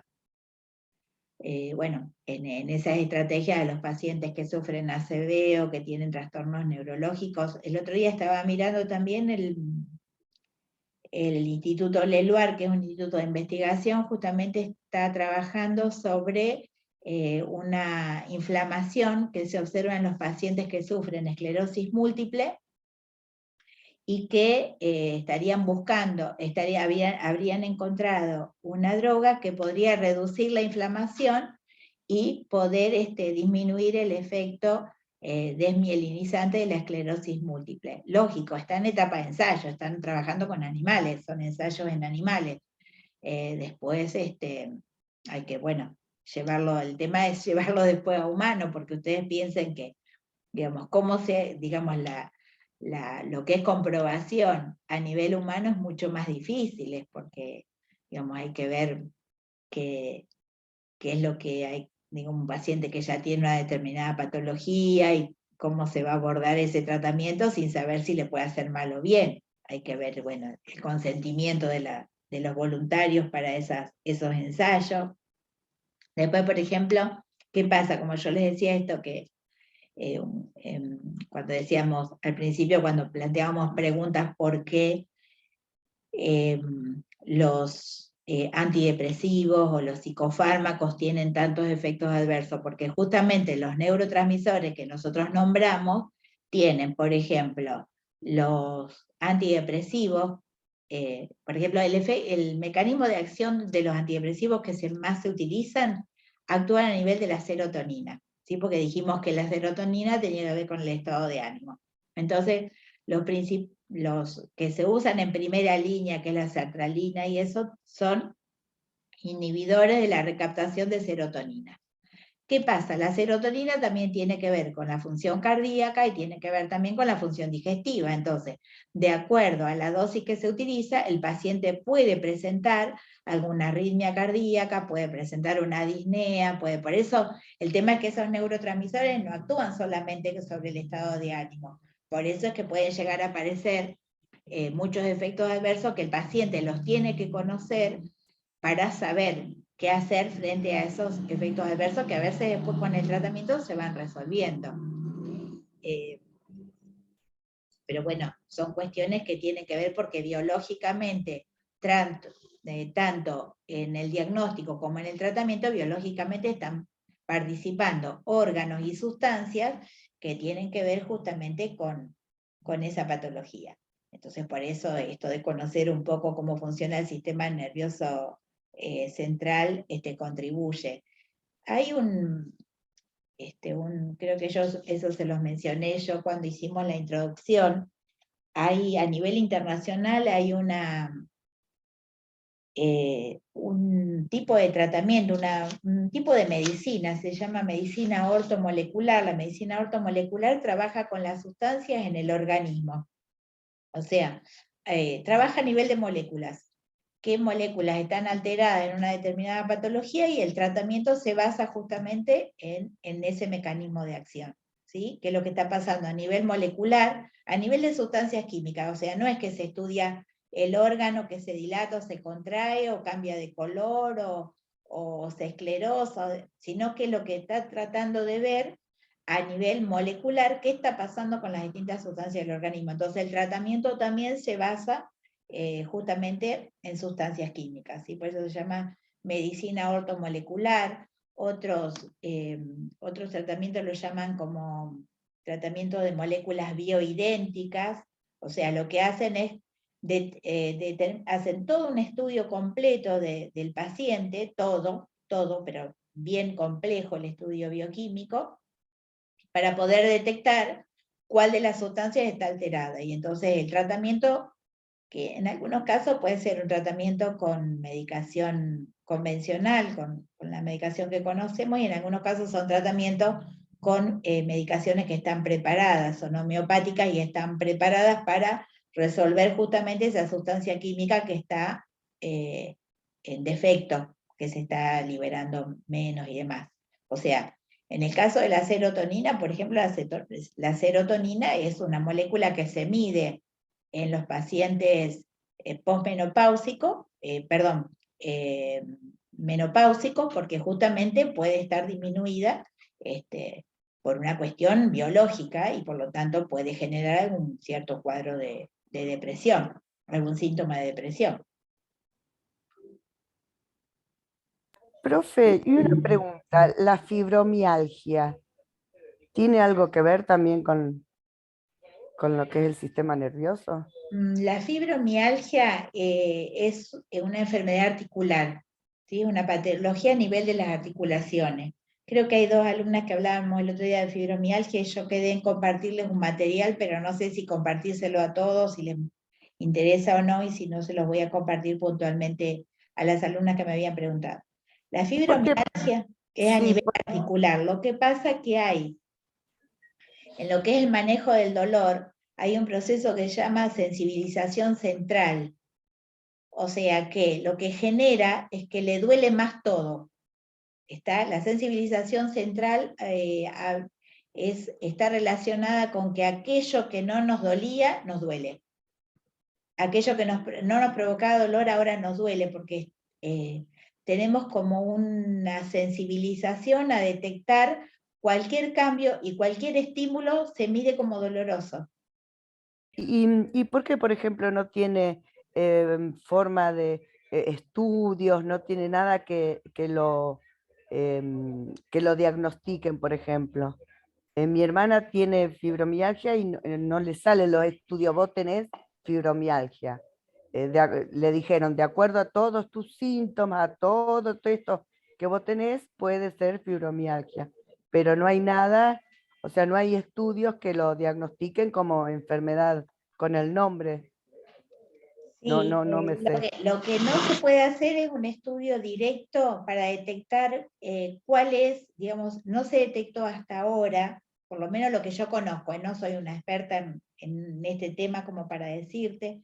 Si yo estuve haciendo un curso de tratamiento, de diagnóstico y tratamiento del dolor, y bueno, estuvimos como 2 o 3 clases trabajando en lo de fibromialgia, y, o sea, no hay una medición directa para determinar la presencia, para diagnosticar la fibromialgia. Lo que, por ejemplo, en la fibromialgia se utilizan mucho estas tablas que yo decía, es decir, las tablas hacen todo lo que es una evaluación, inclusive de qué le duele, cuánto le duele, te ponen como una escala para que vos determines cuánto le duele, cuánto te dificulta hacer los trabajos o todo lo cotidiano. Bueno, en la fibromialgia utilizan mucho las tablas. En la fibromialgia también utilizan mucho hacer todos estudios clínicos, porque la fibromialgia está asociada a síndrome metabólico, está asociado a diabetes, está asociado a hipertiroidismo, entonces generalmente también se hacen estudios clínicos. Hay un factor psicológico también que contribuye a la fibromialgia, pero a su vez es como un círculo vicioso, porque la fibromialgia también contribuye a un estado de cierta afectación a nivel cerebral, a nivel psicológico, porque claro, el hecho de que esté siempre con dolor, digamos, el paciente con fibromialgia lo que siempre traduce es que le duele todo y le duele siempre. No es un dolor que cede con el descanso, no es un dolor que cede, digamos, la analgesia hay que trabajarla muy cuidadosamente, pero generalmente el paciente con fibromialgia se le da medicación para el dolor y se le da medicación para la depresión. Después, el tema es que la misma fibromialgia lo limita en muchas actividades, en muchas interacciones sociales, y entonces también eso afecta más su estado. Y hay personas muy jóvenes afectadas de fibromialgia. En la fibromialgia también se utilizan mucho medicinas alternativas, lo que es TENS, mindfulness, son terapias alternativas para no utilizar tanta medicación. Las personas, bueno, lo que se aconseja es que no tengan sobrepeso, pero bueno, sí. Claro, sí, sí, a mi hermana se le complica porque también tiene hipotiroidismo, que es lo que usted también nombraba. Y se le complica así con el tema de lo que es el peso y es algo que no se puede controlar fácilmente, o sea, no es como decir, bueno, me pongo a dieta estricta, o no es algo que uno lo pueda ir controlando, claro. Claro, por eso en la fibromialgia lo que se insiste mucho es el trabajo en equipo. El trabajo en equipo, porque lo que hay que tratar es, o sea, tratar la parte clínica, tratar la parte de nutrición, tratar la parte ginecológica, ¿sí? Porque en el caso hay casos en los cuales hay algún síndrome de ovario poliquístico que también se relaciona con la fibromialgia, por ejemplo. Entonces, lo que es, digamos, para abordar la fibromialgia se necesita un equipo. Y después inclusive trabajar con los docentes de la actividad física, porque hay una serie de actividades físicas que son recomendables para reducir los síntomas de la fibromialgia.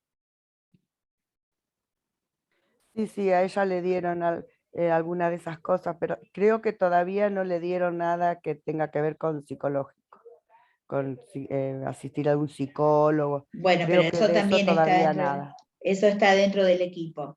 Eso se sugiere, bueno, lógicamente cada paciente hay que evaluarlo y se evaluará la necesidad, pero dentro del equipo estaba mencionado también la asistencia psicológica, o inclusive la asistencia de los terapistas ocupacionales. Los terapistas ocupacionales también hacen tratamiento para la fibromialgia.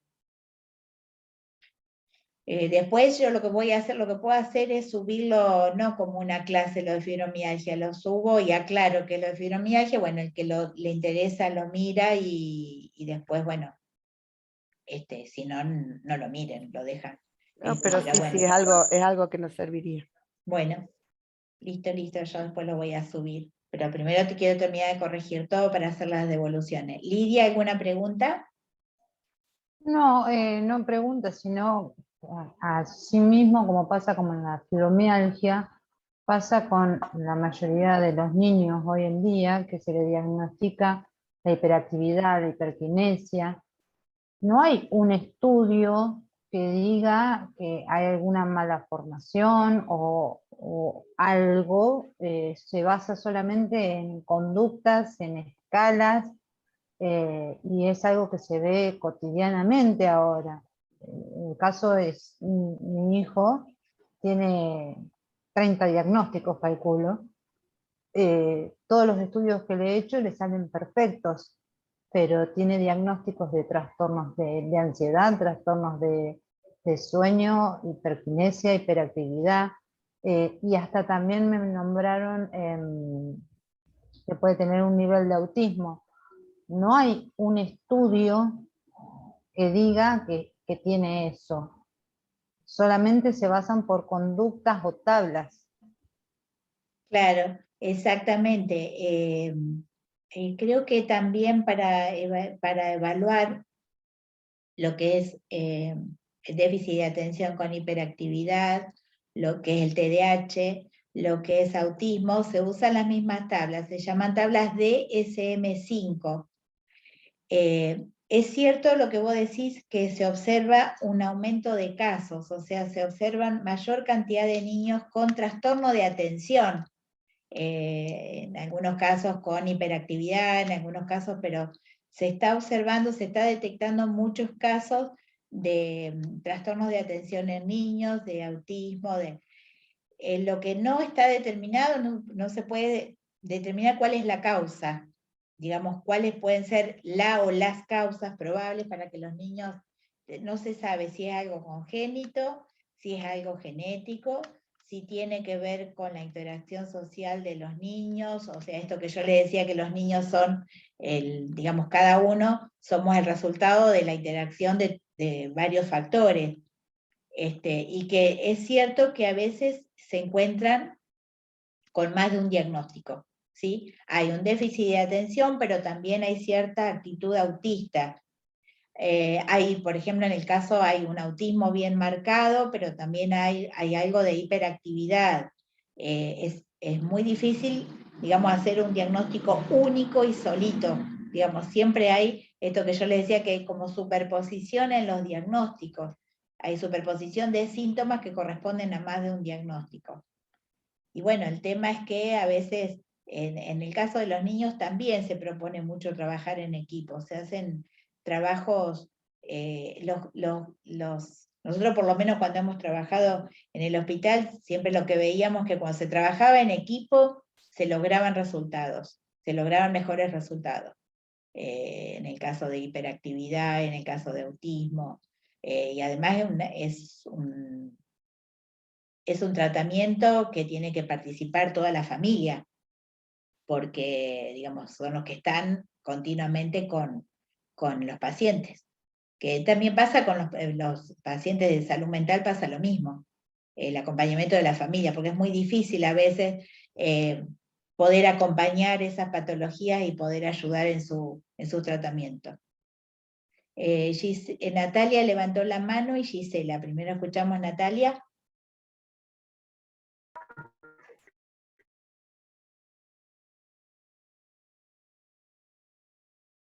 Natalia, ¿escuchás?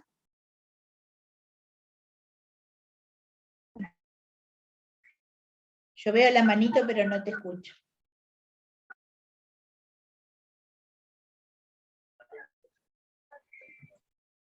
¿Ustedes la escuchan a Natalia? No, no se escucha. Hola. Sí, Natalia, ahí te escuchamos.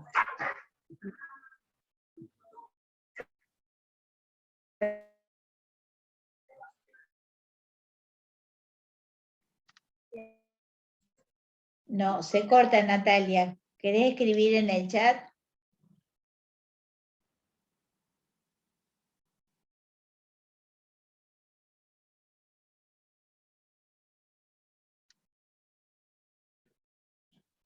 Bueno, no sé si nos quería decir algo, pero bueno, de última, aparentemente se le había cortado, pero bueno, cualquier cosa, Natalia, si querés comentarme algo más, escribilo en el chat. Gisela, ¿vos habías levantado la mano?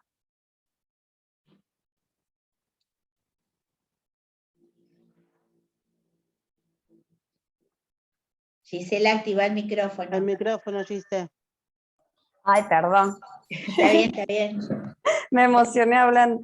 No, que les quería comentar que a mí, particularmente como mamá, me pasó con mi hijo con dislexia, no con autismo, pero sí con dislexia, déficit de atención, memoria a corto plazo, bueno, varios tratamientos, un montón de tratamientos en conjuntos, medicación, y bueno, y no saber de dónde, si es congénito, genético, como hablábamos recién, la interacción de toda la sociedad, de todo lo que se pasa. Bueno, pero sale adelante con todo esos tratamientos, con un certificado de discapacidad por medio tienen.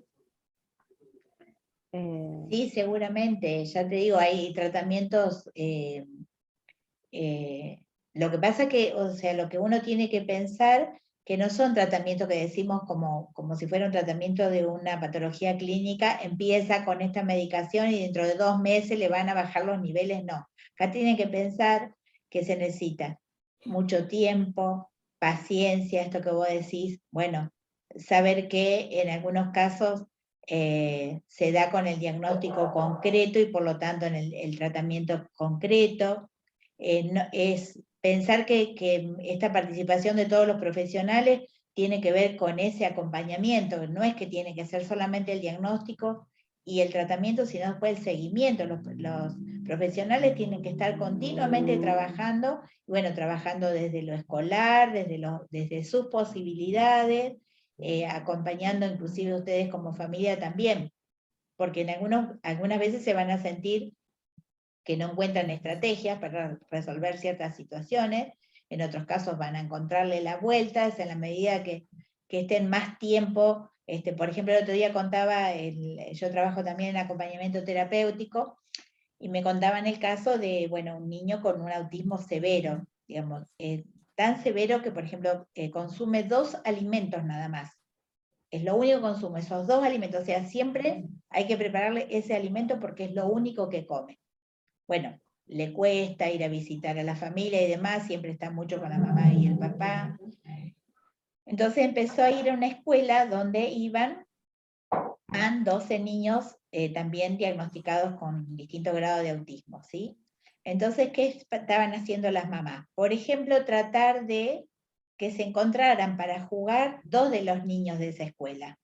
O sea, llevarlos a uno a la casa del otro y después probar con otro. Digamos, probar a ver si pueden interaccionar primero entre 2 y después ir aumentando la cantidad de interacciones para ver si pueden lograr, digamos, por ahí, qué sé yo, compartir un cumpleaños, compartir un juego. Digamos, van buscando estrategias en las cuales son acompañadas por el centro donde están, o sea, la escuela que los recibe o el lugar que los recibe también tiene que estar preparada para atender esas cuestiones, digamos, para generar esos espacios donde ellos puedan sentirse bien. Brenda, levantaste la mano también. Sí, yo le quería comentar que justo ahora mi sobrino tiene 3 años y medio y es el primer año que va al jardín, y del jardín él no habla prácticamente nada, no pudo dejar el pañal, le cuesta muchísimo, y del jardín lo derivaron a una fonoaudióloga. La fonoaudióloga, mi hermana también consultó con su pediatra por el tema del pañal y por qué le está costando tanto, y ahora lo derivaron a una neuropsiquiatra infantil por el tema del habla, el tema del pañal, y tiene retardo de aprendizaje, o sea, le cuesta muchísimo todo lo que hacen los nenes de su edad, los compañeritos del jardín. Por ejemplo, no puede agarrar un lápiz bien, y es como que la parte motriz no la sabe manejar bien.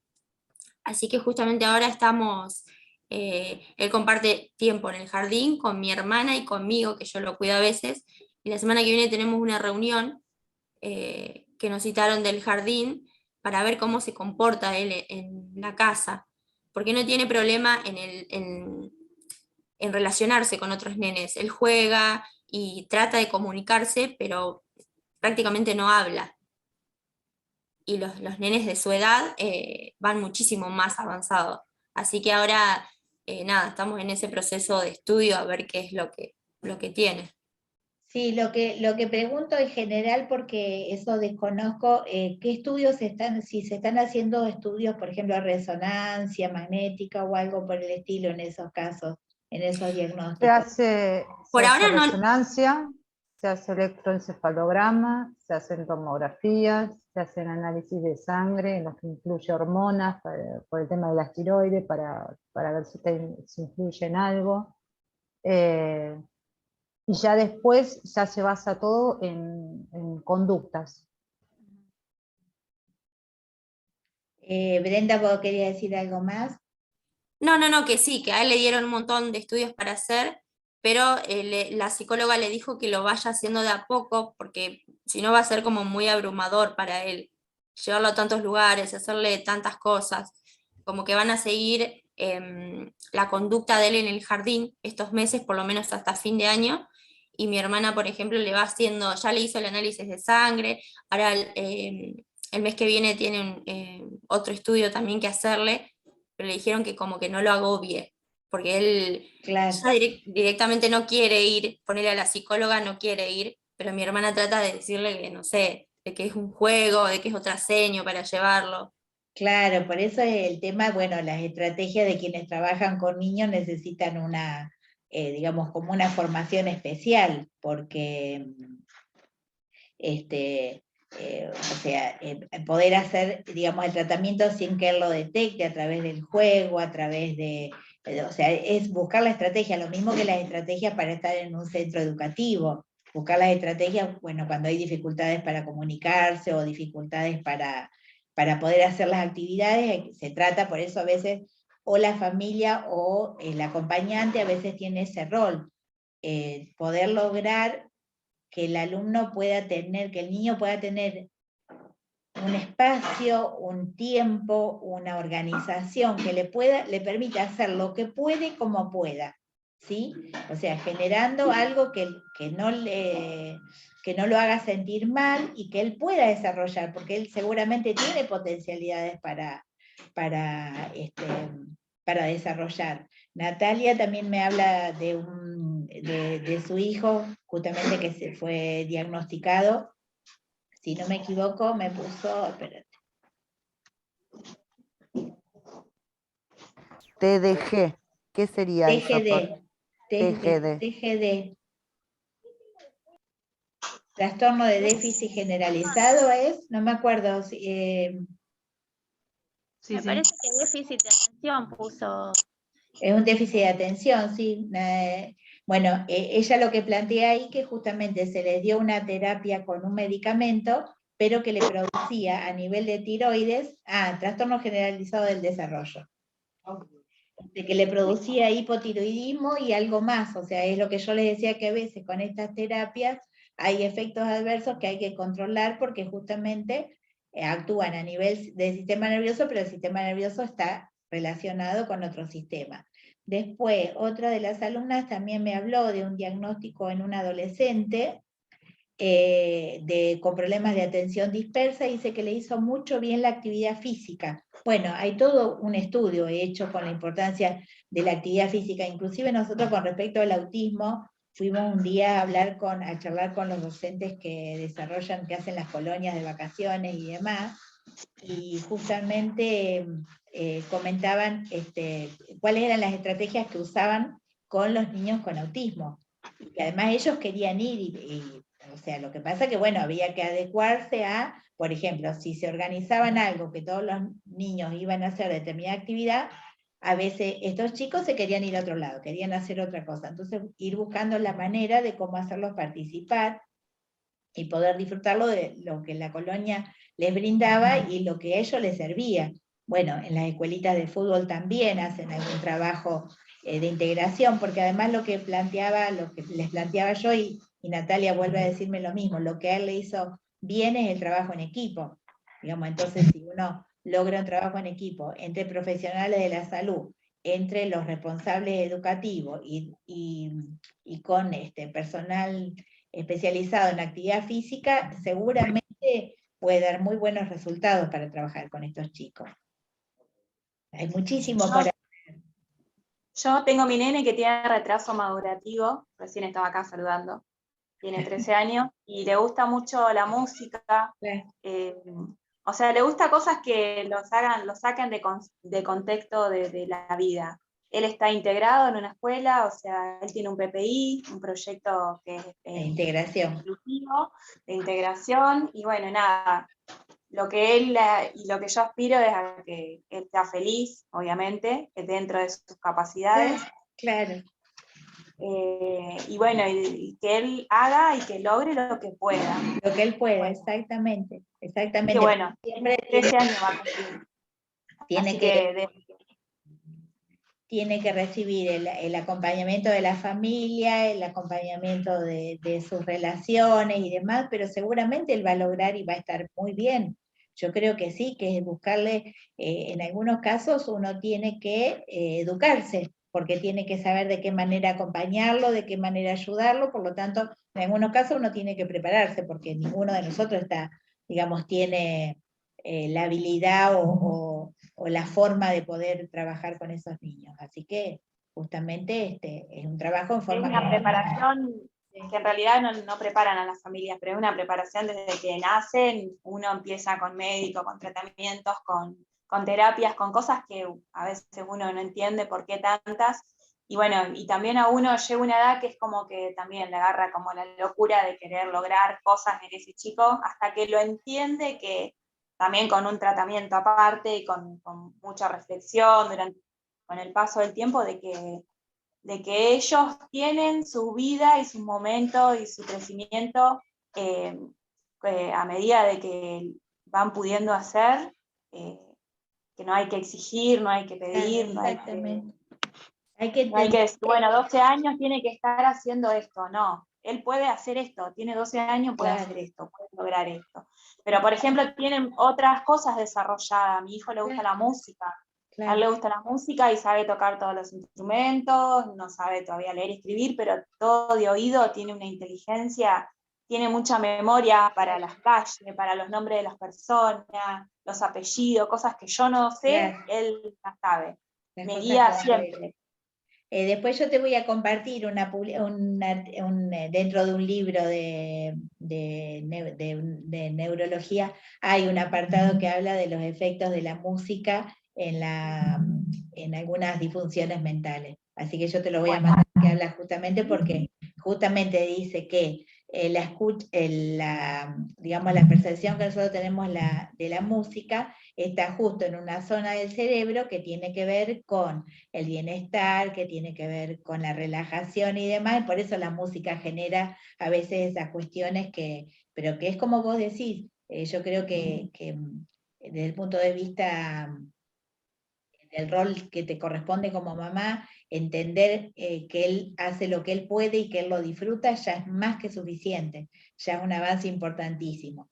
Y bueno, y lograr que pueda interaccionar a nivel social, o sea, interacciona igual, puede interaccionar igual, es una persona que tiene, que no puede hacer ciertas cosas, pero puede hacer otras, y no por eso tiene que influir demasiado en las interacciones sociales y en la posibilidad de participar como niño en muchas actividades. Sí. Yo creo que por ahí es más el complejo o el defecto por ahí de los padres, o lo que los padres quieren lograr, o lo que sienten, o lo que piensan, que lo que realmente el chico está pasando, lo que realmente al chico le pasa. Tal cual, a veces hay una cuestión a nivel familiar que sí hay que trabajarla también. En algunos casos, bueno, a veces sentirse que no pueden, por ejemplo, porque puede pasar que en algunos casos se tenga la sensación de que no pueden resolverlo, más que nada, por ejemplo, cuando viene el crecimiento, por ejemplo, cuando los niños entran en la adolescencia, que es una época de cambio y de conflictos para cualquier niño, se imaginan cuando ya están también transitando por otra cuestión, entonces es un poco más difícil. Entonces, a mí me está pasando, tiene 13 años, va a cumplir, y está en esa etapa de que también, que uno tiene que entender, de que bueno, tiene 13 años, es un adolescente, él tiene retraso madurativo, o sea, el diagnóstico es retraso madurativo, que en realidad creo que es por protocolo se pone, porque en realidad es otro, para mí el diagnóstico de él es otro, pero bueno, él también tiene un certificado de discapacidad, que justamente para poder obtener todas las terapias que me mandaron. Eso te iba a decir, que yo digo, siempre cuando ante la imposibilidad de resolver ciertas cosas, siempre está la posibilidad de buscar ayuda.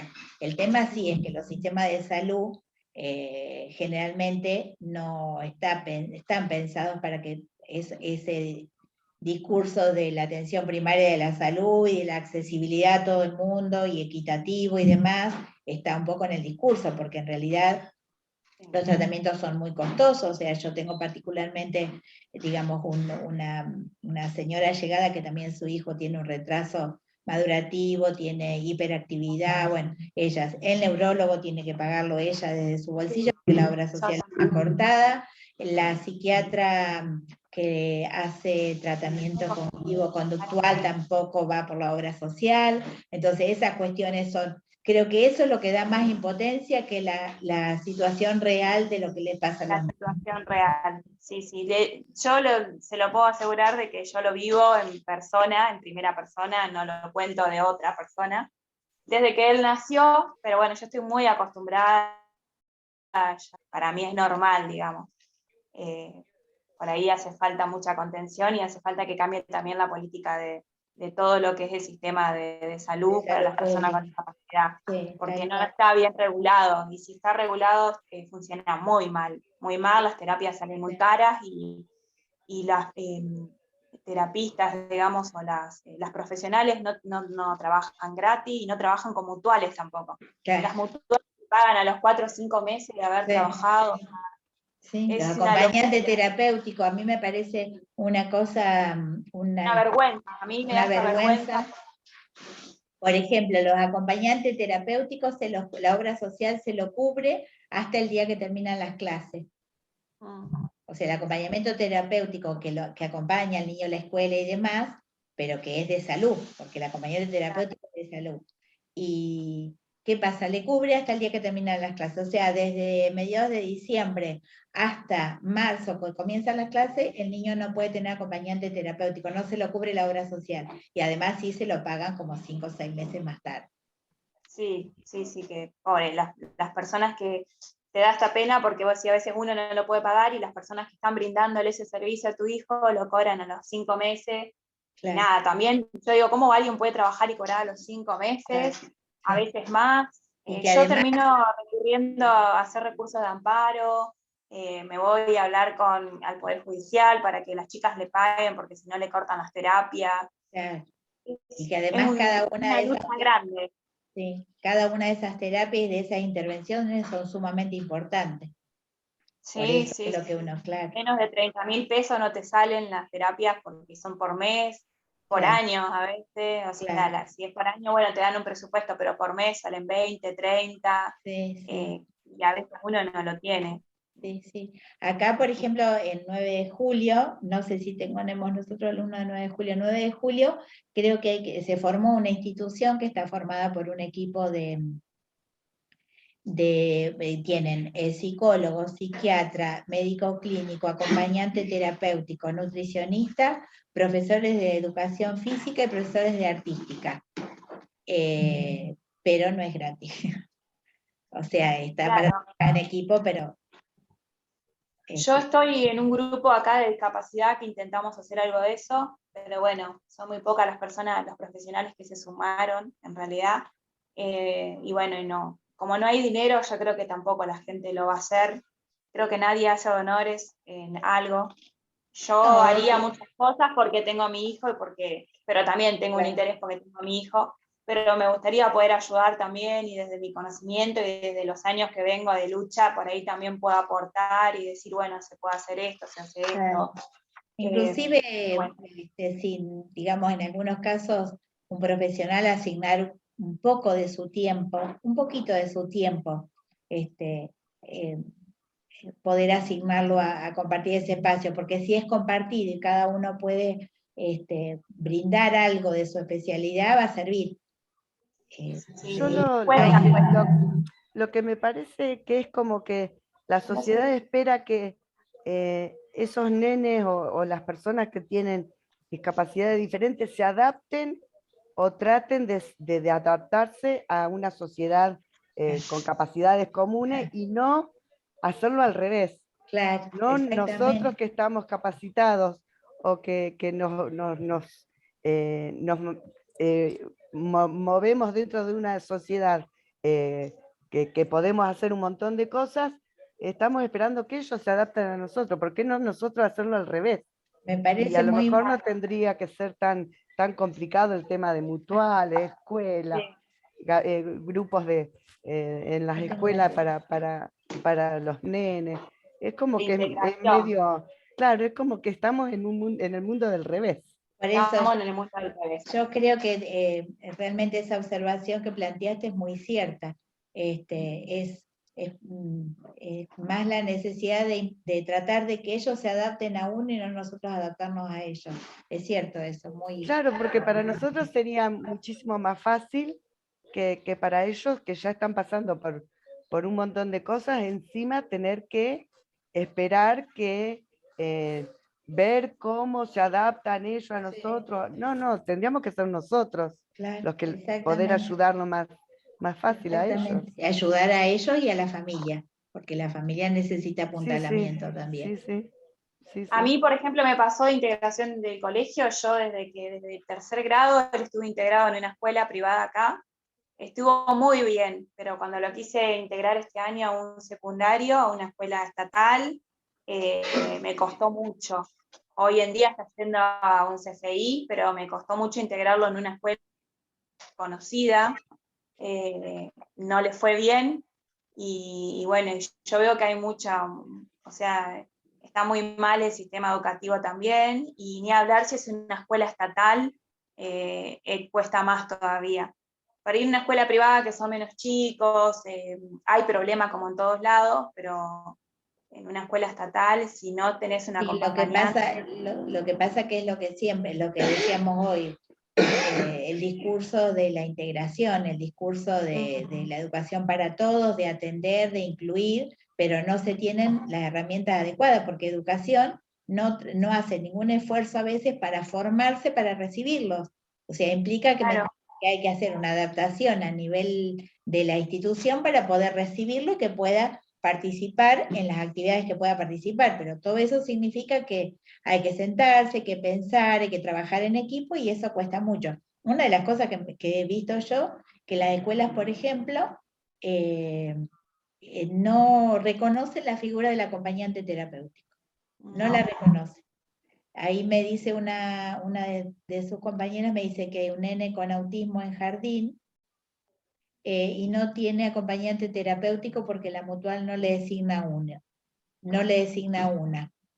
Y En si realidad uno se tiene que buscar la acompañante, la mutual no te designa, la mutual te dice, y vos tenés que encargarte de buscar un acompañante que cumpla con todos los requisitos que la mutual te pide. Sí. Es complicado, Sí. ese es el tema. Y además, por ejemplo, la disponibilidad de acompañante, y creo que acá por lo que me mencionaban también, la acompañante generaba un gasto extra de transporte y demás que no estaba contemplado. Así que bueno, al haber, hay comunidades en las cuales, por ejemplo, el acompañante, acá porque, digamos, nosotros vivimos en ciudades más chicas, pero en las ciudades grandes, donde el acompañante para poder llegar a acompañar al niño tiene un gasto importante de transporte y demás, ¿cómo hace cuando no recibe el pago de los honorarios?